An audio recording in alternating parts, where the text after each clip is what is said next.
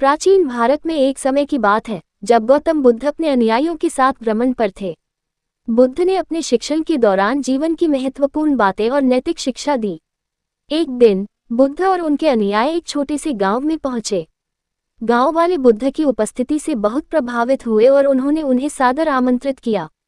गांव के पास एक सुंदर बगीचा था जिसमें एक हाथी भी था। ये हाथी गांव का प्रिय था और उसका नाम लक्ष्मी था। लक्ष्मी न केवल गांव वालों के लिए विशेष था, बल्कि उसे हर समय साफ और स्वच्छ रखने की जिम्मेदारी भी गांव वाले निभाते थे। हाथी की विशालकाय शरीर और उसकी शांतिपूर्ण स्थिति ने उसे गांव के लिए एक महत्वपूर्ण प्रतीक बना दिया था। एक दिन लक्ष्मी अचानक बीमार हो गया। गांव वाले चिंतित थे और उसे ठीक करने के लिए कई उपाय किए, लेकिन कुछ भी काम नहीं आया। उन्होंने सोचा कि बुद्ध की उपस्थिति इस संकट से उबारने में मदद कर सकती है। अंततः उन्होंने बुद्ध से हाथी की हालत के बारे में बताया और सहायता मांगी। बुद्ध ने गांव वालों की प्रार्थना स्वीकार की और लक्ष्मी को देखने पहुंचे।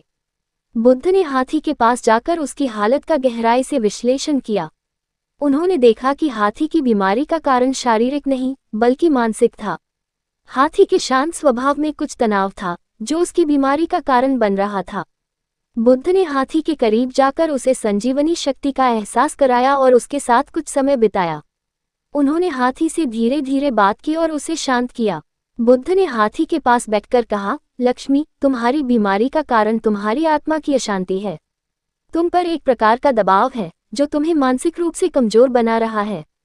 तुम अपने मन की बात सुनो और अपनी आत्मा की शांति को पुनः प्राप्त करो। बुद्ध की बातों ने लक्ष्मी के भीतर एक गहरी छाप छोड़ी। हाथी ने महसूस किया कि उसकी अशांति का कारण उसकी स्वयं की सोच और चिंताओं में था। उसने ध्यान और आत्मविश्लेषण के माध्यम से अपनी आत्मा को शांति प्रदान की।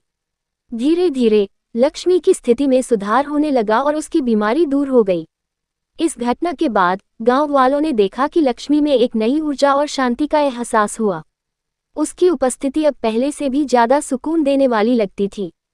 गांव वालों ने बुद्ध के प्रति आभार व्यक्त किया और उन्होंने ध्यान के महत्व को समझा। गांव में बुद्ध की शिक्षाओं को मानते हुए गांव वालों ने अपने जीवन में ध्यान और मानसिक शांति की साधना को प्राथमिकता दी। लक्ष्मी की बीमारी के बाद गांव में हर किसी ने अपने मन की अशांति को दूर करने का प्रयास किया और उन्होंने अपने जीवन में सुख शांति प्राप्त की। बुद्ध की इस कहानी से हमें ये शिक्षा मिली कि शारीरिक स्वास्थ्य के साथ साथ मानसिक स्वास्थ्य भी उतना ही महत्वपूर्ण है। मन की शांति और संतुलन हमें जीवन में सच्ची खुशी और समृद्धि प्रदान करते हैं। लक्ष्मी की कहानी हमें ये सिखाती है कि आत्मविश्लेषण के माध्यम से हम अपने भीतर की अशांति को दूर कर सकते हैं और जीवन को सुखद बना सकते हैं।